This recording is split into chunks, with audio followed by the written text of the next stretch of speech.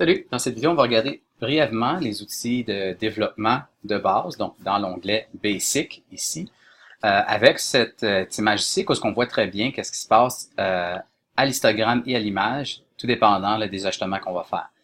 Donc, rapidement, et je vous rappelle aussi que le workflow habituel quand on fait des ajustements sur une photo, c'est de haut en bas, donc c'est comme ça que je vais faire ma présentation.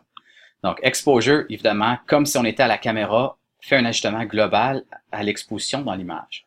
Donc, à la densité de l'image. Évidemment, le contraste aussi. On a parlé là que la définition du contraste, c'est qu'il y ait moins de zones grises entre le noir pur et le blanc pur.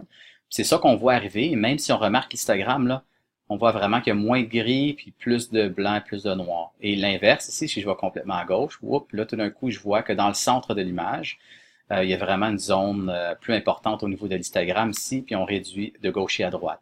Donc, évidemment, là, ça c'est une photo très simple, mais ça nous aide à comprendre qu'est-ce qui va se passer sur une photo là, habituelle. Highlight, c'est vraiment les hautes lumières. Donc, je prends les hautes lumières et je réduis. Remarquez l'image, qu'est-ce qui arrive, et même l'histogramme. Okay, donc, gardez toujours un œil sur l'histogramme et essayez de faire les liens là, entre l'outil, l'histogramme et la photo. Shadows, c'est l'inverse. Donc, c'est vraiment tout ce qui est au niveau des tons foncés dans l'image. Donc, le blanc et les tons moyens restent presque pareils.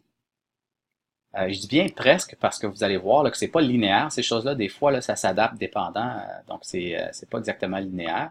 Mais vous voyez, il y a un petit ajustement qui se fait au ton moyen, mais la majorité, c'est les tons clairs. Donc, je vais le laisser comme ça ici, juste pour faire un autre point. Le prochain, je vais le sauter, puis je vais aller tout de suite au black. Parce qu'on voit tout de suite là, que le black point est rendu ici. Donc, tout ce qui est plus foncé que ça est complètement noir, et tout ce qui est à droite, mais là, maintenant, il est très clair à cause de mon ajustement shadow. Mais si je prends le black, puis je joue avec, vous allez voir, là, ça va déplacer simplement là où le plus foncé dans l'image va apparaître. Donc, vraiment l'endroit là, complètement noir. Donc ça, il faut faire bien attention, même que des fois, ça a l'air intéressant là, de réduire le noir pour avoir un punch de contraste. En réalité, là, on devrait peut-être plus y aller avec l'outil contraste qui fait une job plus douce. Le black, c'est vraiment pour déterminer la zone parfaitement noire de l'image. Je vous rappelle aussi le truc, là, si je double-clique sur une poignée, ça nous ramène à 0. Inversement ça, le white, donc si je veux rendre les blancs plus blancs, ou la zone dans l'image qui a un blanc plus blanc, donc si je veux augmenter ça, donc je peux augmenter les blancs ici.